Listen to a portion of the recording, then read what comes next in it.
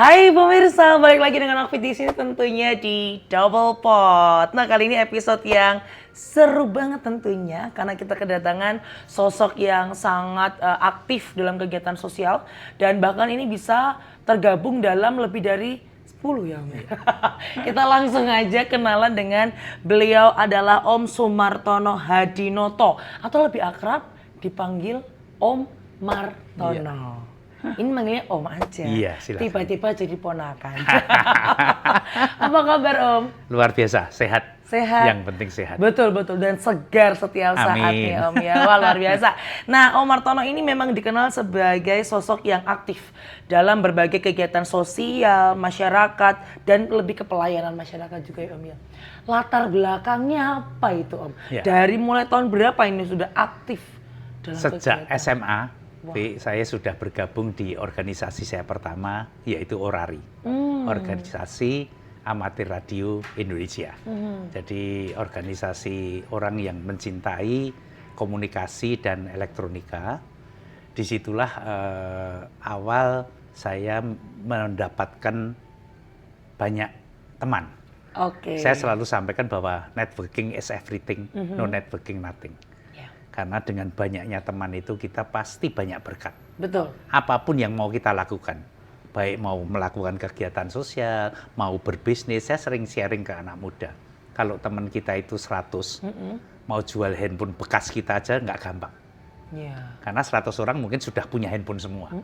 Tapi bayangin kalau teman kita 100.000, tidak hanya jual handphone, jual flash disk, jual laptop, jual apapun, mouse, itu pun pasti bisa laku. Iya. Nah itulah makanya saya selalu ketemu siapapun harus selalu berteman. Bahkan kalau perlu jadi ponakan ini tadi. Karena kalau ponakan sudah gede kan tinggal minta tolong. Lebih enak ya Om, Iya, karena langsung ditugasi. Saya selalu sampaikan bahwa kalau kita berpas dimanapun, entah di kereta, entah di pesawat, entah di bus, kita harus kenalan dengan sebelah kita. Dan jangan pernah berpikir bahasa Inggrisnya, aku into opo. Kadang-kadang kita ketemu hari ini pun kan nggak kebetulan. Iya, iya. Semua sudah ada yang atur. Betul. Hari ini kita nggak dapat apa-apa. Hanya berkenalan, dapat ponaan lah ya, minimal. Tapi suatu ketika kita mungkin Ovi yang butuh, bukan untuk sendiri. Saya yang akan bantu orang pun, saya jadi ingat, oh Ovi bisa bantu. Iya, iya. Nah inilah yang saya selalu sampaikan. Jadi dan lagi tadi yang kenapa saya harus ambil pilihan di sosial. Saya selalu sampaikan orang lahir itu nggak bisa milih. Mau jadi anaknya siapa, lahir di mana, itu semua yang ngatur yang di atas. Betul. Tapi setelah kita lahir, hidup ini pilihan kita. Nah, mungkin dengan perjalanan yang saya alami karena masa muda saya itu tidak manis-manis saja. Saya lahir 1 dari 3 bersaudara dan lelaki satu-satunya. Oh. Sehingga pada saat Tuhan berkehendak ayah saya meninggal di usia 56 tahun, saya masih SMP. Baru lulus SMP, yang mana sebetulnya saya harus berangkat ke Belanda. Karena Pak D, Bu D, sepupu saya semua di sana. Saya mau dititipkan karena ayah saya itu lulusan London. Jadi kepinginnya anak satu-satunya juga bisa lulus di pendidikan luar negeri. Iya. Tapi karena tadi Tuhan berkehendak lain, dan banyak hal yang membuat saya merasa sering komplain waktu itu kepada Tuhan. Ketika ayah. Iya, setelah itu saya merasa bahwa hidup ini banyak sekali kalau orang sekarang umumnya bilang cobaan. Dan saya banyak komplain. Tapi sekarang saya selalu memberitahu orang bahwa Tuhan tidak pernah mencobai umatnya. Iya. Tuhan memberikan ujian umatnya untuk naik kelas, Betul. untuk naik level istilahnya. Jadi begitu kita selesai ujian dan Tuhan tahu yang diuji pasti tidak melebihi kemampuan kita. Cuman manusia biasanya terlalu manja. Iya. Kalau nggak nyaman sedikit yang disalahkan Tuhan. Padahal Protes. banyak orang yang saya temui sekarang kalau orang yang hidupnya sampai merasa susah, itu karena perbuatannya sendiri, bukan salahnya Tuhan. Karena Tuhan benar-benar tidak pernah mencobai umatnya. Iya. Tapi memberikan ujian agar kita naik level. Iya. Tinggal kita mau ambil ujian itu atau enggak. Nah, dari situlah akhirnya saya merasa bahwa hidup saya ini akan sangat berarti kalau saya bisa bermanfaat bagi banyak orang. Itu pilihan saya, jadi saya syukuri. Bahkan yang terakhir saya merasa kalau kita mau diberi tugas oleh Tuhan, kalau orang bilang diamanahi atau diberi talenta, ya semua akan dimudahkan.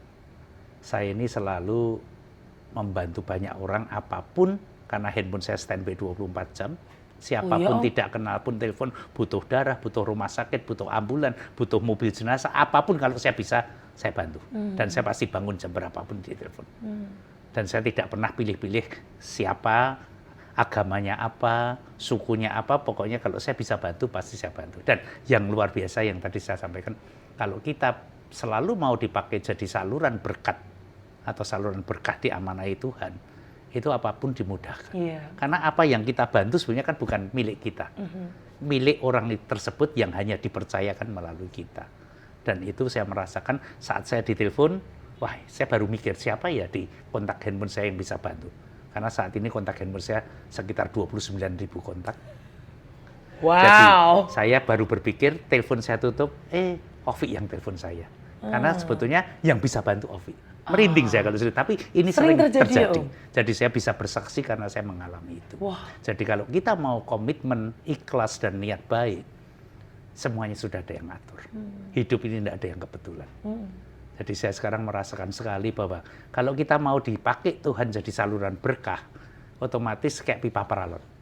Semakin kita dipercaya, berkah yang lewat kita salurkan benar-benar tepat sasaran atau yang dikehendaki Allah, ya semuanya akan pipanya semakin gede, semakin gede berkah yang lewat semakin banyak. Dan pipanya basah jadi awet. Kalau enggak kering pecah malah pipanya. Itu yang saya alami. Wow, ini sudah dijelaskan semua sama Om Hartono. Saya cuma nanya latar belakang. Wow, ini yang disuka sama teman-teman media. Memang betul, Om. Terus Om berarti dari mulai SMA itu sudah aktif bersosial, berkegiatan. Emangnya nggak pengen kayak teman-temannya Om Hartono saat itu yang juga masih, kemana? Ya itu, tadi saya sering komplain memang sebetulnya. Karena saya merasa teman saya masih bisa main ke Tawangmangu. Bahkan kadang-kadang motor saya dipinjem untuk main ke Tawangmangu, tapi saya kerja. Jadi motornya karena bantu saya ibu, ikut? yang ikut motornya. Saya kerja bantu ibu karena waktu itu kerja batik. Okay. Jadi sampai waktu SMA karena saya sering bolos, hampir dikeluarkan juga. Untungnya masih bisa menyelesaikan S3 saya di Solo. SD, SMP, dan SMA. Baik, ini sudah bisa dipanggil dokter. Kan udah S3 ya Om ya? S3. Jadi memang waktu SMA sudah mulai bersosial dan membantu ibu. Iya. Jadi tapi akhirnya bisa nggak Om mengambil pendidikan ke ranah yang lebih luas seperti yang ya belajarnya dari kehidupan. Jadi saya sekarang merasa bahwa ternyata belajar di kehidupan itu tidak bisa kita dapatkan di akademik. Dan belajar kehidupan ini luar biasa. Nggak ada matinya, nggak ada habisnya. Paling sederhana, saya selalu memberitahu teman-teman, belajarlah untuk menjadi orang lain. Karena kadang-kadang orang konflik, saya selalu bilang di keluarga pun seperti gelas atau cangkir di rumah kita, kadang-kadang pun kan bertuburkan bisa pecah. Konflik itu bisa terjadi mulai dari keluarga, RT, RW, bahkan sampai negara. Tapi yang penting bagaimana mengatasi konflik itu. Yaitu satu, belajar jadi orang lain. Belajar melihat sudut pandang dari lawannya. Karena kadang-kadang kalau saya lihat saat ini misalnya, gelas ini, botol ini. Saya bilang, Vi, di sini ada tulisan kecil-kecil, warnanya kuning. Aku bilang, enggak, dari saya ada tulisan gede, double decker. Kalau kita terusin, kita berantem masih. Karena debat ya. Iya, tapi kalau saya mau melihat dari sudut pandang Ovi mau lihat, ya selesai. Karena dua-dua nggak ada yang salah, nggak ada yang betul kok. Hanya beda cara melihat sudut pandangnya saja. Inilah yang saya selalu sampaikan bahwa konflik itu butuh komunikasi yang baik. Butuh saling belajar untuk melihat dari sisi yang berbeda dan semuanya bisa diselesaikan dengan duduk bersama. Berarti memang ini kan juga Ovi kemarin udah baca-baca nih Om. Kalau Om Hartono itu juga aktif dalam kegiatan masyarakat tertentu nih. Nah itu dalam memimpin seperti itu tuh susah atau sebenarnya bisa dikomunikasikan? Banyak hal yang sering ditanyakan pada saat saya sharing ke berbagi pengalaman ke beberapa organisasi anak-anak muda. Saya bilang, namanya berorganisasi, itu kita banyak belajar. Belajar apapun bisa di sana. Ya tadi, termasuk belajar kehidupan. Kalau kita 10 orang, saat ini kita rapat bersepuluh. 6 orang bilang ini es sirup. Saya, Ovi, dan 2 orang lain tahu kalau ini secangkir teh. Kita jadi yang 4. Ya kita ikuti. Oke, es sirup. 2-3 bulan lagi atau sebulan lagi rapat, kita ketemu lagi, mereka ngomong ini es soft drink, Fanta. Kita tetap tahunya teh, ya kita ngalah. Tapi kalau sudah 3 kali dia tidak pernah bilang ini teh, ya kita pamitan. Masih banyak organisasi lain yang mungkin bisa menerima kita, yang punya misi visi yang sama, yang punya sudut pandang. Tapi kan kita nggak perlu kehilangan teman, nggak perlu berantem. Wow. Berarti itu bukan tempat kita. Tapi tetap. Tapi kalau pada saat rapat ketiga mereka sadar, oh ya bener kamu teh. Nah inilah mungkin perlu waktu setiap orang itu untuk bisa satu visi satu misi. Oke, jadi masuk nyaman. akal sih Om. Ya nyaman. Jadi kita tidak perlu memutuskan hubungan. Iya, karena kalau memang belum waktunya, atas belum mengizinkan, kita Nggak ngomong teh sampai berbusa pun mereka nggak bisa terima. Tapi pernah hal itu sering Oh, terjadi? sering pasti di organisasi, walaupun niat kita baik, tapi kalau sana belum mengizinkan kan nggak bisa terjadi. Terus selain aktif di tadi Om, kegiatan sosial terlebih lebih di PMI pastinya. Iya. Om Martoni ini kan memang aktif, bahkan in charge ya Om, menjadi pengurus bahkan yang luar biasa, tidak pernah saya nggak tahu di luar sana karena belum pernah donor di kota lain Om, tapi PMI Solo itu PMI dengan fasilitas seperti kantin. Kalau saya bilang lengkap banget Om. Iya. Kenapa sih Om? Begini, jadi setiap pendonor itu sudah mendapatkan hak namanya menu donor. Itu di seluruh Indonesia yang sudah dicanangkan oleh PMI Pusat untuk semua PMI di Indonesia, kota maupun kabupaten. Sejak tahun kapan itu? Sejak mulai berdiri. Oh gitu? Jadi pendonor itu diberi apresiasi namanya menu donor. Kalau dulu ada telur asin, telur rebus, ada vitamin, ada apa. Tapi setelah perkembangan kemajuan semuanya kan, vitamin itu kan nggak bisa mendadak mengembalikan darah kita yang habis diambil. Telur pun juga tidak langsung semata tapi bisa jadi pulih kembali. Jadi akhirnya sekarang diberikan minuman isotonik, kemudian diberikan minuman yang bermineral, terus kemudian diberi snack, ya itu namanya menu donor. Tapi kami merasa bahwa pendonor ini adalah orang-orang yang pahlawan tanpa tanda jasa lah kalau orang bilang bisa begitu. Mereka adalah orang yang menyelamatkan sesama. Karena setetes darah kita yang kita bagikan melalui PMI dimanapun itu menyelamatkan sesama.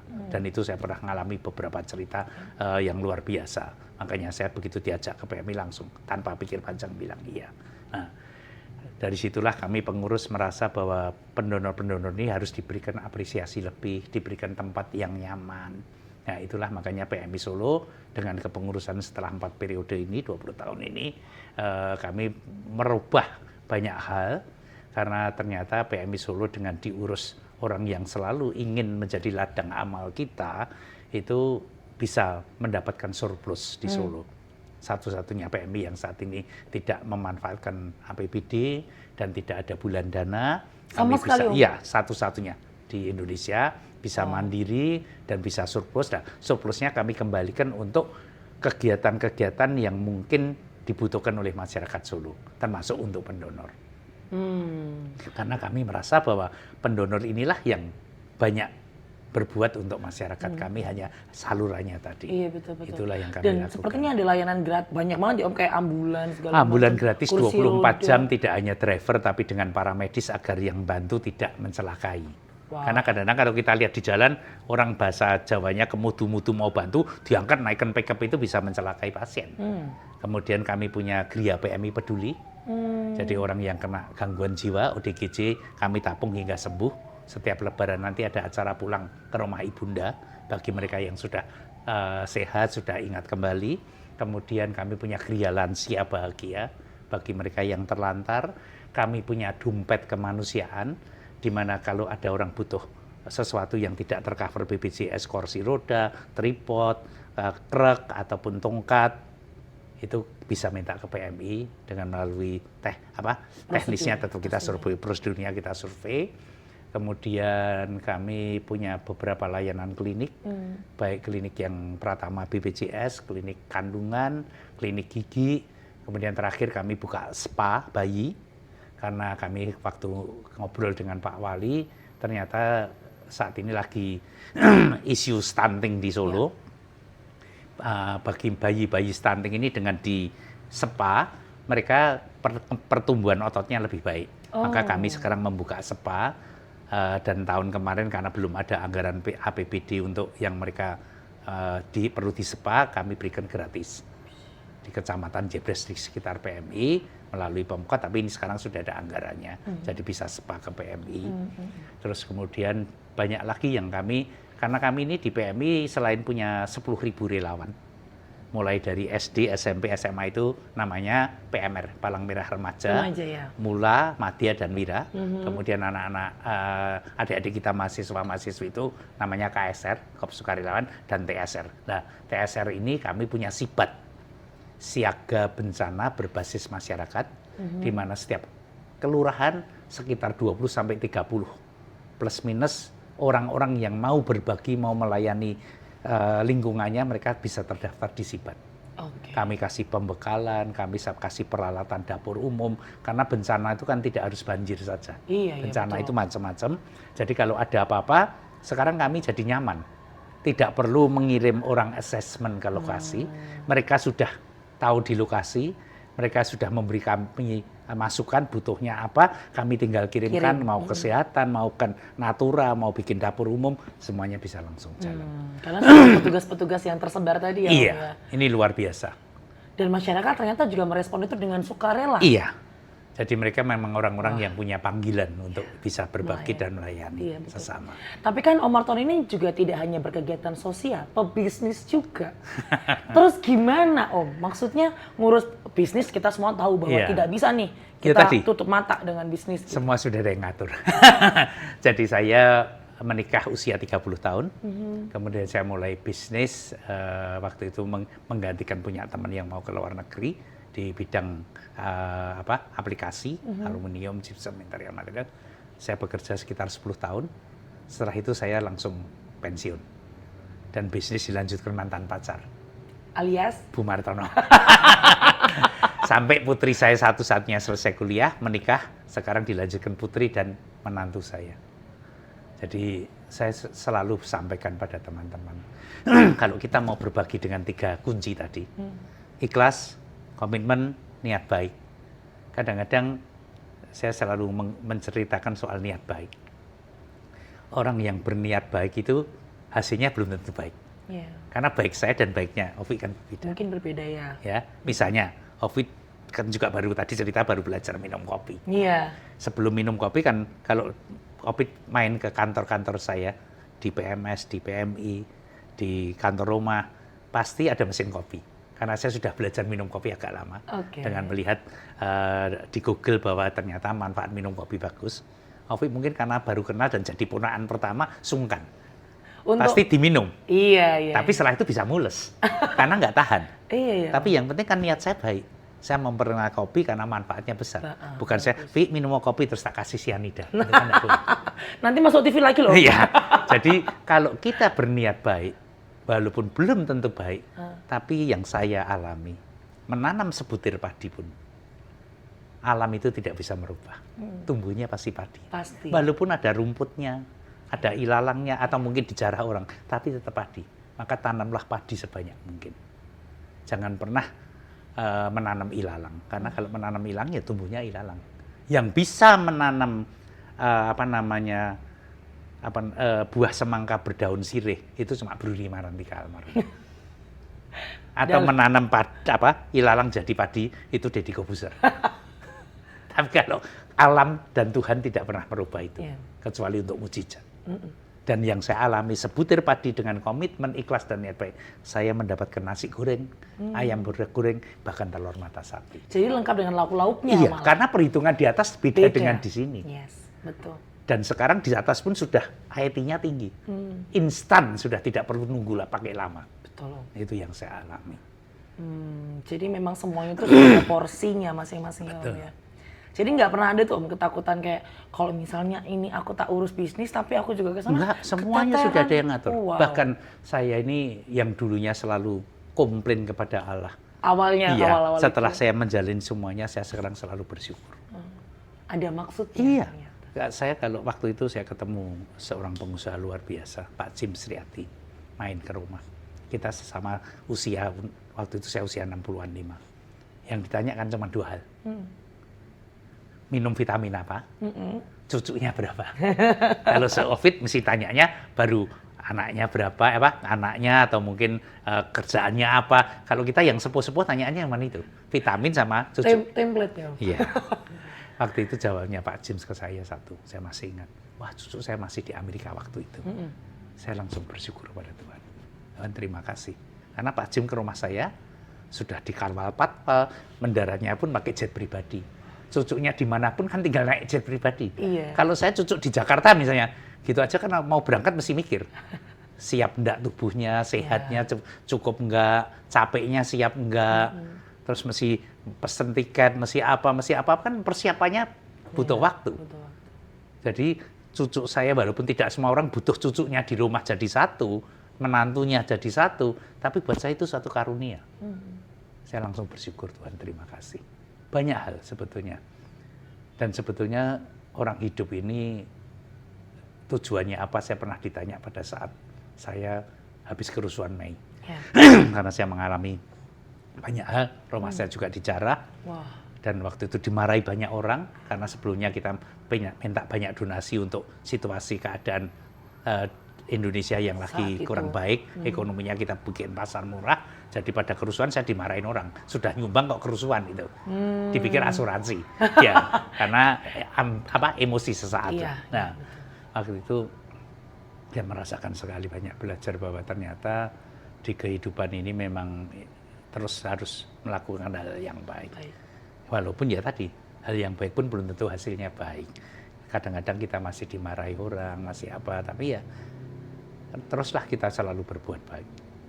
Karena tidak ada perbuatan baik itu hasilnya jelek. Iya. Perhitungannya seperti itu. Terus ini yang membuat Om Martono sampai hari ini, kan kalau Ovid pasti ya usia berapa tuh Om? Baru 70. Tapi tidak seperti 70 loh Om. Nah, itu ya? Ini serius, bukan karena tahun ularan ini.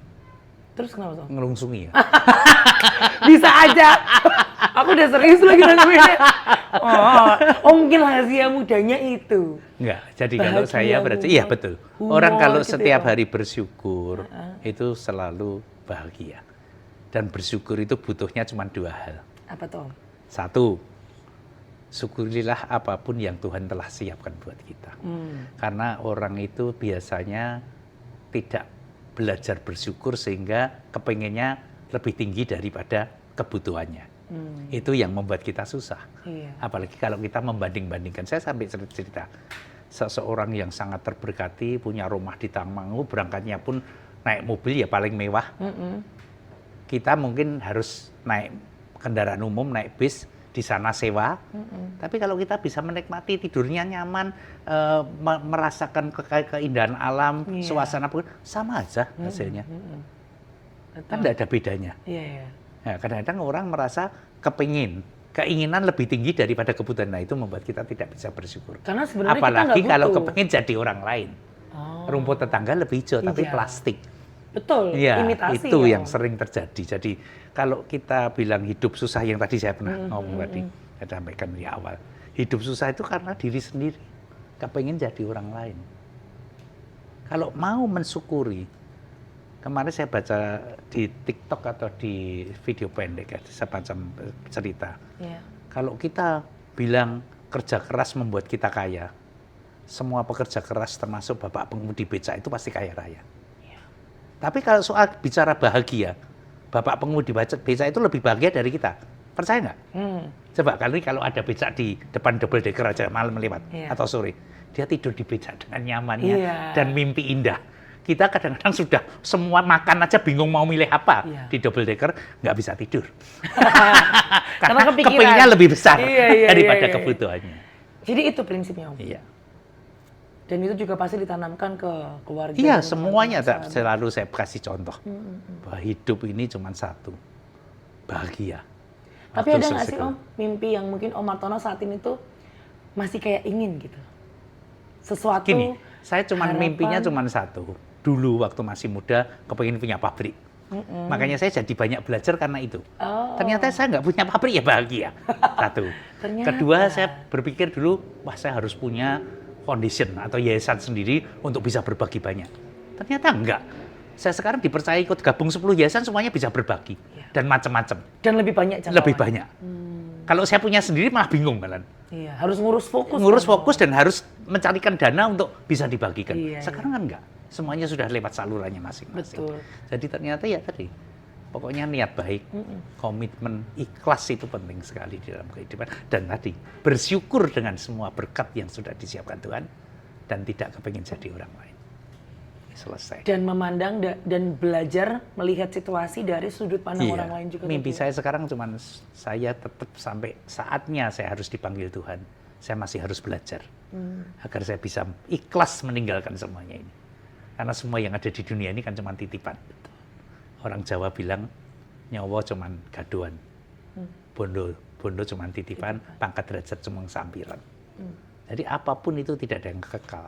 Dan saya hanya berdoa kepada Tuhan, berterima kasih setiap pagi dan malam. Kedua, diizinkan untuk tetap jadi salurannya. Amin. Sampai saatnya saya harus kembali. Amin, amin, amin. Nilai kehidupan apa yang mungkin Om Hartono tuh bisa bagikan ke anak muda Om? Karena sekarang itu kan mungkin seusia Okvid yang 30-an atau di bawah 30 atau lebih sedikit. Itu masih sama Om. Kita masih berkutat dengan, aku mau nyari apa ya di kehidupan? Setuju, dan itu harus. Oke. Karena semua itu ada batasan-batasan dan ada prosesnya. Saat muda ya kita harus punya mimpi, punya goal yang paling tinggi. Dan harus detail kalau saya pernah ikut seminar. Betul. Jangan cuma pengen, wah besok saya punya mobil yang besar, yang luar biasa. Nanti besok tuanya jadi sopir bis. Nggak jelas. Iya. Mobil besar itu apa?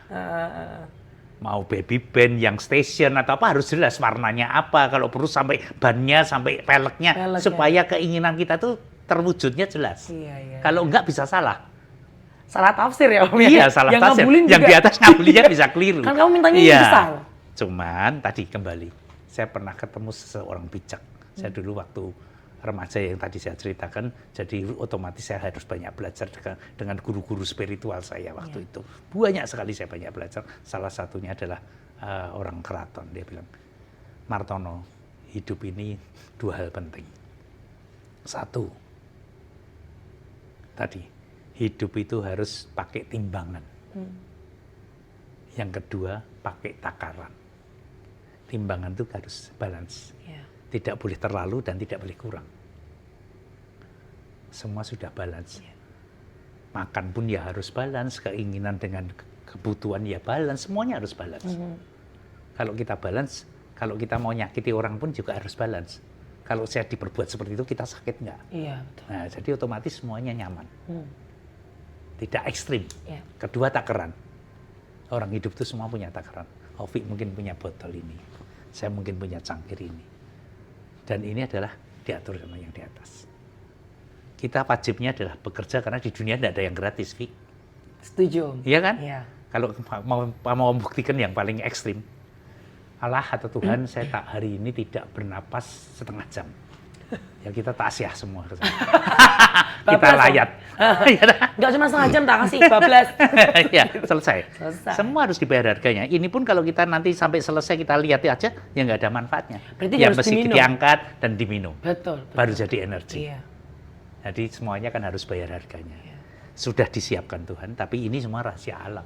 Karena kalau tahu, wah tempat saya sudah penuh sebotol lah, tak tidur dulu. Kan males kita jadinya. Karena sudah penuh. Iya, tapi Tuhan sudah berikan indera keenam yang luar biasa. Pada saat kita bekerja, Tuhan nggak pernah mengutang. Kerja 4 jam sama 5 jam, terus hasilnya beda. Iya. Kalau Ovik mau lembur terus ya, hasilnya pasti cepat. Iya. Tempatnya masih penuh. Kalau sudah penuh, kalau dijok terus, diisi terus apa yang terjadi? Tumpah. Tumpahnya kemana? Ke samping-samping belanja. Ya, nggak mungkin tuh gelasnya di sini tumpahnya ke botolnya. Betul. Ya, kita yang akan terima tumpahannya itu. Iya. Contohnya, saya tuh bisa kasih contoh karena belajar dari kehidupan. Gimana Om? Contohnya. Misalnya saya sekarang ini buka toko HP. Jual HP 100. Produk baru China. Laku. Besok saya ambilnya mestinya bulan depan 200. Lebih banyak. Laku lagi. Terus keluar produk baru lagi. Saya sudah bisa 1 kontainer. Tapi manusia tadi, kadang-kadang kan keinginannya lebih besar dari kebutuhannya. Iya. Belum bisa menikmati. Karena terus masih ingin. Saya cari bank pembiayaan. Ngutang. Datengin 5 kontainer. Wah, iya. Kalau masih tempat kita cukup, ya aman-aman saja. Tapi kalau sudah terasa, begitu datang 5 kontainer kita susah jual, Saya baru dapat ponakan Novi hari ini. Vi, kamu mau jual handphone? Bawa ya bawa. Nanti sore pagi ketemu siapa mau bapak aja. Ya akhirnya semuanya hilang kan, nggak terkontrol. Iya. Nah, stres saya, opnam. Nah itulah akibatnya. Iya sih. Tumpahannya ya kita yang terima. Makanya kalau anak muda saya selalu pesan, terus giat bekerja keras. Tapi pada saat kamu bekerja sudah merasa tidak nyaman, ada hal-hal yang mengganggu, apalagi mengganggu kesehatan, itu alarm. Saat itu tempatmu sudah penuh. Nikmatilah dan syukurilah. Dan tempat ini kita nggak ngerti, dalam satu periode kehidupan itu bisa kecil, bisa jadi besar, suatu kita bisa jadi kecil lagi, itu yang ngatur yang di atas. Sudah Kita ada hanya ngatur, bisa jalan. Nah kalau kita sudah bisa begitu, hidup ini indah sekali. Benar, hidup ini sangat-sangat indah. Dan warnanya tuh selalu cerah gitu ya. Amin. Amin. Aku bener-bener lihat ini dari Om Martono karena mungkin pemirsa lihatnya dari layar kaca ya. Kalau Ovi kan langsung face to face gini Om. Gitu ya. Itu merasakan kayak, kalau boleh jujur ya Om, itu kayak Om Martono Berarti sebelum itu ini nggak jujur berarti? agak-agak. Kalau bilang 70 tadi saya kaget loh. Saya pikir masih sekitar ya awal 60 lah atau 50. Ya kan aja ular tadi. Ngusung. Kita ketemunya ya. Oh tadi ya Om, makanya agak ke toilet itu ya Om. Terakhir Om, yang membuat Om Martono ini menjadi orang yang gampang hatinya.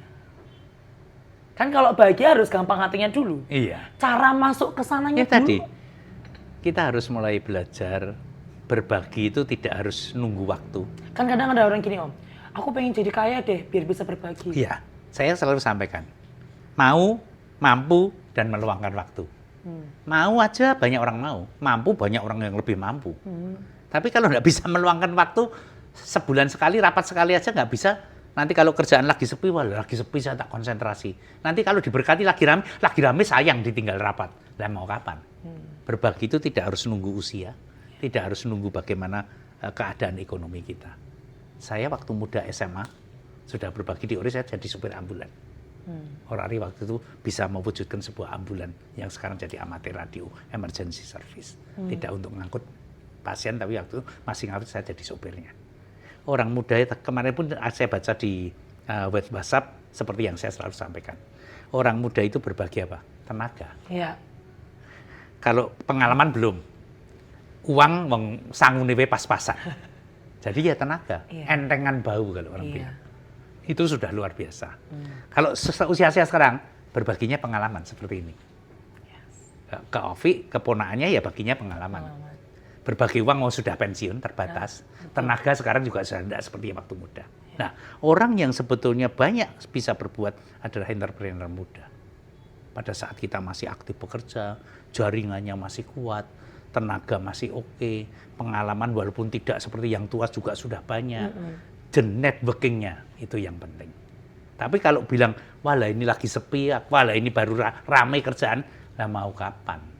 Mau mampu tapi nggak akan bisa berbagi kalau tidak mau meluangkan waktu. Nah itu sebuah komitmen, sebuah niat baik dan keikhlasan. Kalau sudah, Tuhan akan atur semuanya. Karena berkat itu tidak akan kemana-mana. Nggak akan tertukar ya Om ya. Yang sudah tertakar nggak akan. Yang saya alami begitu. Saya sama sekali nggak ngurusi kerjaan, buktinya juga kerjaan bisa jalan, diurusi mantan pacar, sekarang anak sama menantu, semua sudah punya berkat masing-masing. Dan saya tetap bahagia, itu nomor satu. Jadi mau, mampu, dan meluangkan waktu. Itu tips dari Om Martono. Niat baik, komitmen, dan ikhlas. Niat udah baik, itu aja. komitmen, dan ikhlas. Kalau itu mau belajar kesan hidup ini pun harus belajar. Ya. Sampai akhir hayat nanti kita harus bisa melepas segalanya. Ya. Kalau masih pengen punya ini istriku, ini anakku, cucuku, ini rumahku, udah nanti sampai ke sana pun bisa disuruh kembali malah. Dan kembalinya karena sudah nggak ada badannya ya melayang-layang. Iya itu. Lebih baik ikhlas dulu. Betul. Jadi itu tadi pesan dari Om Martono yang sudah menjalani kehidupan ya agak asam masih garam. Belajar. Tentunya. Terus tetap karena belajar. proses belajar ya Om. Di sana pun juga IT berkembangnya lebih banyak. Betul. Jadi kita harus mengikuti juga pastinya. Wah, ini kalau misalnya kita mau ngobrol lagi episode 2 nih lanjut. part 2 gitu nanti ya. Terima kasih banyak Om. Sama-sama. Sudah meluangkan waktu, Senang pengalaman. Ya. Udah lengkap belum Om tadi? Mau diajak kolaborasi. Berarti kan hari ini saya banyak berkat dapat Amin. ponaan, Amin. ya kan, bisa dimintain tolong sewaktu-waktu. Siap, langsung hormat. 2, dapat berbagi, Ya, agar apa yang saya alami bisa dibagikan lagi melalui orang jadi lain. berkat juga Iya. pastinya. Itu luar Amin, biasa. amin. Terima kasih Bapak Irsa. Sampai jumpa di episode berikutnya tentunya di Double Pot, Right to Fun, Share the Love. Bye-bye.